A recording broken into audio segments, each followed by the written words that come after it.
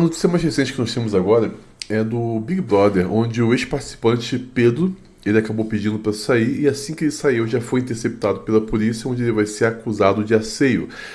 Segundo as imagens e os relatos que nós temos até agora, principalmente o relato da moça, diz que ele cometeu um asseio contra ela dentro do programa. Então a vida desse cara está destruída a partir de agora. Ele tem que pagar se ele fez algo errado, mas a grande questão que ninguém está entendendo é: tudo isso aqui é o preparo de uma narrativa anti-homens. Entenda o seguinte: nos últimos tempos, o que mais nós estamos vendo são digníssimos fazendo besteira e estamos nos deparando com um fato que até então nunca havíamos nos deparado. A população está indo em peso contra essas digníssimas. Os homens estão batendo de frente, as próprias digníssimas também estão criticando veementemente as digníssimas que cometem erros, e está tendo todo um levante. A ideia que nós tínhamos até então de digníssimas intocáveis, isso está caindo por terra. De perfeitas que não cometiam nenhum erro, isso está caindo por terra. Então, qual é a melhor forma de agora de você fazer uma contenção de danos sobre a imagem coletiva das digníssimas e você voltar a estabelecer a antiga narrativa? Muito simples. Coloca um programa de alta popularidade, um homem instável emocionalmente que os diretores sabem que iria fazer alguma besteira e isso iria prejudicar os homens. Deixa eu te falar uma coisa: as pessoas não são colocadas aleatoriamente, as pessoas são selecionadas. E elas são selecionadas de acordo com determinados perfis psicológicos, por isso você tem psicólogos, psiquiatras, psicanalistas avaliando constantemente o perfil de cada um para encaixar em determinados papéis que se cria uma narrativa vigente. Toda a direção do programa sabia que o Pedro, o nome desse rapaz, era um cara instável. Sabia que ele ia fazer besteira. Sabia que ele tinha um histórico de bobagem. E colocaram ele com um propósito. É sempre assim. A gente não pode ser inocente ao ponto de achar, não, ninguém sabia. Não, sabia e foi criado com um propósito justamente para tentar criminalizar os homens de alguma forma. A partir do momento que você está tendo um levante popular contra a ideia de que as digníssimas são perfeitas e boas em todos os sentidos, e você está vendo as digníssimas, por exemplo, 3 delegadas fazendo bobagem, a outra que abandonou o cara na trilha, a outra que ficou vendo a amiguinha se afogar e não fez nada, e ainda gostou, ficou mexendo assim no corpinho da menina depois de afogamento, que ela perdeu a vida. Tudo está vindo à tona, e as pessoas estão revoltando, então se criou toda uma narrativa para impedir isso e voltar ao status quo anterior, dos homens sendo os grandes malvados da sociedade, os perpetuadores de tudo que é ruim. É isso que a gente precisa começar a abrir os nossos olhos. Esse cara fez besteira? Claro que fez, mas ele foi colocado lá para fazer besteira. Ele foi colocado lá para se criar uma narrativa anti-homem. E parece que ninguém percebe isso. Vamos assistir? Ele parece que traiu a esposa e foi compulsivamente falando isso a todo instante. As pessoas instáveis emocionalmente, elas paralisam em determinados momentos das suas vidas que elas não saem mais.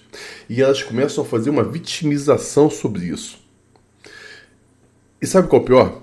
Esse cara, ele foi apresentado para a população como conservador e cristão. Exatamente o perfil que as pessoas da Globo querem destruir. Entenda. Eu já falei sobre anteriormente. O reencontro do Beto da Montanha com a Dora Traiçoeira foi uma tentativa de contenção de danos sobre a imagem da Dora. Foi tentar limpar a barra dela e tentar colocar o cara como um cara descontrolado que não perdoa. Não deu certo. Caiu por terra. Lembra da Carol Conká, que fez tanta besteira, saiu tão queimada que a Globo começou meses de um processo de contenção de danos e recuperação da imagem dela, para disfarçar o que estava todo mundo indignado. Nada é por um acaso. Tudo é narrativa e sempre é uma narrativa contra os homens. Vamos assistir aqui essa parte desse cara louco e depois a gente vai assistir mais algumas questões importantes sobre isso. Eu já traí ela. Eu já traí minha esposa. Eu traí minha esposa, então.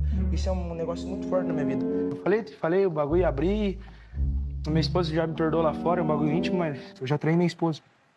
Então, eu já traí minha esposa, tá ligado? Eu vou abrir um negócio pra vocês que eu já traí minha esposa, entendeu? É um julgamento... Você entendeu? Minha esposa aceitou. Eu traí minha esposa, entendeu? Eu já traí ela. Eu já traí minha esposa. Isso que nós acabamos de presenciar, essa repetição compulsiva, como se fosse uma confissão do que ele fez de errado, é chamado em psicologia de DARVO, que é uma sigla para Claro, estou traduzindo, não está em inglês. Negação, ataque, vitimismo reverso e ofensa. É uma estratégia de angariar apenas as pessoas para manipular todos e conseguir atenção apenas para si. Isso é típico em pessoas extremamente problemáticas e com dificuldades relacionais. Essa aqui é a esposa do cara. Olha o naipe da esposa do cara, olha bem para ela. Não me parece, em primeiro momento, também uma boa pessoa. Se está se relacionando com um cara que é desse jeito, e com certeza ela vai falar em uma entrevista, ela se separou dele, ela pediu a separação antes de ele sair da casa, quando começou a vazar a cena de asseio que ele fez. Mas ela falando nessa nota que ela emitiu, falando, não, eu não conseguia ver o que estava acontecendo, só agora eu vejo o problema dele. Mentira. Isso é totalmente mentira, que ela tá ganhando muito dinheiro. Vai começar a ganhar muito dinheiro agora, tá com 500 mil de seguidores no Instagram, tá bombando o Instagram dela. Aí ela viu que não precisa mais do cara financeiramente, vai dar o pé nele e vai seguir a vida dela, como a maioria das digníssimas simplesmente fazem. Mas vamos ver aqui, ela tentando dar uma explicação, se pronunciando sobre essa fala dele, de insistentemente falar que tinha traído ela. Vamos assistir e depois a gente volta. Por aqui desse assunto, e parece que a pessoa não vai esquecer isso, então, lembrando que eu não vou ofender nem defender, vou ser o mais breve possível e também não vou mais tocar nesse assunto, tá? Seguinte, isso aconteceu no início do nosso namoro, não foi combinado, como muitos de vocês estão achando e falando que foi combinado, jogada de marketing, não sei o quê. Não foi isso. Eu acho que ninguém em sua consciência fica falando isso em rede nacional, sabe? Abrindo para tantas pessoas inúmeras vezes, porque a pessoa, pelo jeito, não esqueceu ainda. Era um negócio que já tinha sido superado, já tinha sido resolvido, a vida seguiu e isso ainda continua, sabe? Eu não sei se é alguma coisa que tá acontecendo, eu não sei se ele não se perdoou, eu não sei, sabe? Te dizer o porquê de tantas vezes isso. E com certeza, né, eu acho que ninguém em sua consciência abre mão de um prêmio de 6 milhões de reais pra ficar deixando a mulher famosa na internet. Tipo, seria algo bem burro da nossa parte, eu acho, ter combinado isso. Dele ficar falando pra mim ficar famosa e ele perder 6 milhões de reais, né, porque não faz nem sentido. Alguns pontos que vocês querem saber, porque eu já tô por aqui desse assunto e a cena que a gente vai ver a seguir é justamente a cena onde está se configurando a tentativa de asseio que ele fez sobre essa moça, Jordana, é o nome. Então, que ele teria feito sobre ela, e é a partir disso que vai se basear a investigação, e esse cara vai ser preso e a vida dele está destruída irremediavelmente. Isso é um fato. Vamos assistir aqui do lado, depois a gente volta com mais alguns comentários importantes sobre a questão. Ah, não, tem. Uai, tem Babyliss super grosso aqui. Ah, não, então eu vou usar. Falaram que não tinha. Deixa eu ver se tá bom esse Babyliss. Que isso? Desculpa, achei que era... Que isso? Não, achei que você tava querendo dizer alguma coisa. Lógico que não, mas você tá louco. Desculpa, então. Pedro, se controla, calma, pra você não meter os pés pela mão, você não se prejudicar. Sim. O que você queria fazer? Queria fazer o que eu tava com vontade de fazer. Você tá doido? Você não tem esposa? Você tá maluco, menino? Dá licença, Pedro. Acho que você tá viajando. Você controla. Meu Deus do céu. Bem, vocês viram o que aconteceu? Eu quero que esse cara mofe na cadeia, eu não me importo. Tá? Não me importa nem um pouco. Quem faz coisa errada tem que arcar com as consequências de suas atitudes e que ele arque. Mas eu quero deixar algumas coisas claras. Primeiro que isso aqui que a gente viu não configura, segundo a lei, asseio de intimidade, tá bom? Porque o artigo 216A, ele deixa muito claro. Para que se configure um asseio de intimidade, é preciso que exista uma superioridade hierárquica ou ascendência inerente ao emprego, cargo ou função. Há um constrangimento de alguém a fim de uma obtenção de vantagem ou favorecimento de intimidade. A vítima acaba cedendo, mas ela cede porque ela não quer sofrer nenhum tipo de represália ou punição, ela não quer ter nenhum tipo de perda. Por exemplo, um professor faz o asseio com uma aluna, o padre faz um asseio com um coroinha. Essas coisas configuram, sim, esse tipo que a gente está falando. Mas o que nós estamos vivendo aqui, não. Porque nesse caso específico, ambos são participantes de um reality show. E eles estão na mesma posição hierárquica. Por isso, não se enquadra esse tipo penal, que seria esse crime, né, de asseio de intimidade.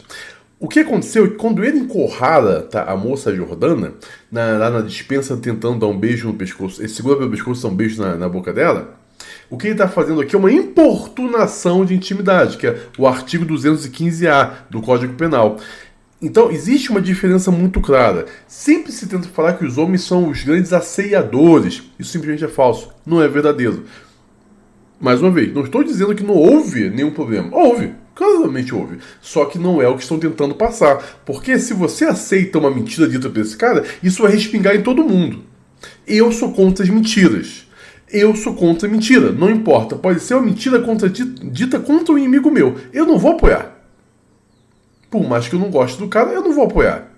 A gente precisa prezar pela verdade. Então, segundo o que a própria lei diz, o que a gente viu aqui não configura asseio de intimidade. Vamos ver aqui a fala desse imbecil após o fato. Eu tava faz dias já querendo me segurar pra não ficar olhando os outros, cobiçando os outros.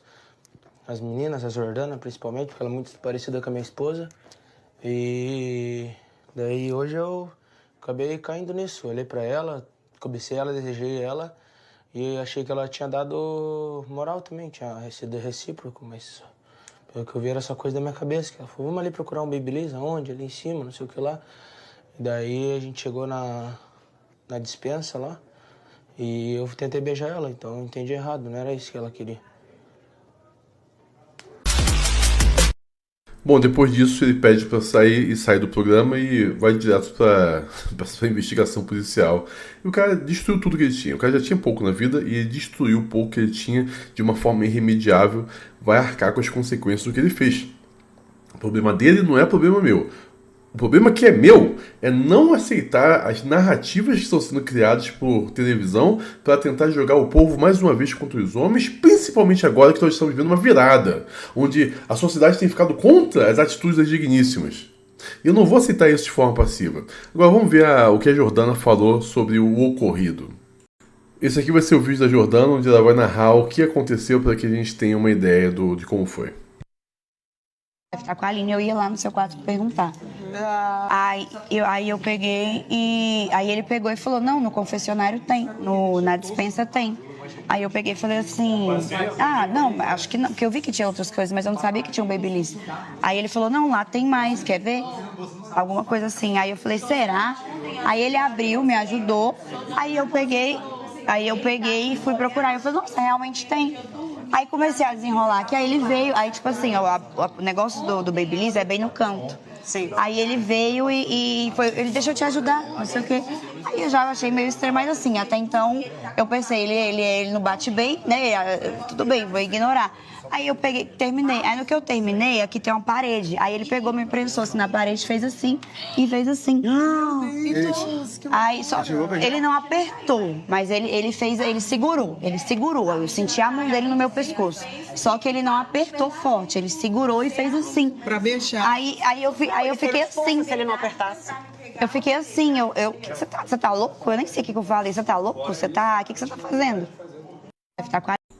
Bom, é isso tudo que nós temos sobre o caso até agora. Esse cara que tô nem aí pra ele, não me importo. Realmente, os homens que me importam são os homens bons e eu me importo em defender os homens bons. E é o que eu estou fazendo aqui. Porque eu fiz questão de dar essa definição de asseio para importunação. Porque senão a tipificação penal do asseio é muito mais grave do que a importunação. E vão tentar jogar sobre qualquer homem, e já se tenta fazer isso, o crime de asseio, por coisas que são extremamente brandas, como a importunação. O cara chegar, tentar alguma coisa, falar, não, vem cá, não sei o que, bota a mão na cintura, isso é importunação, não é asseio.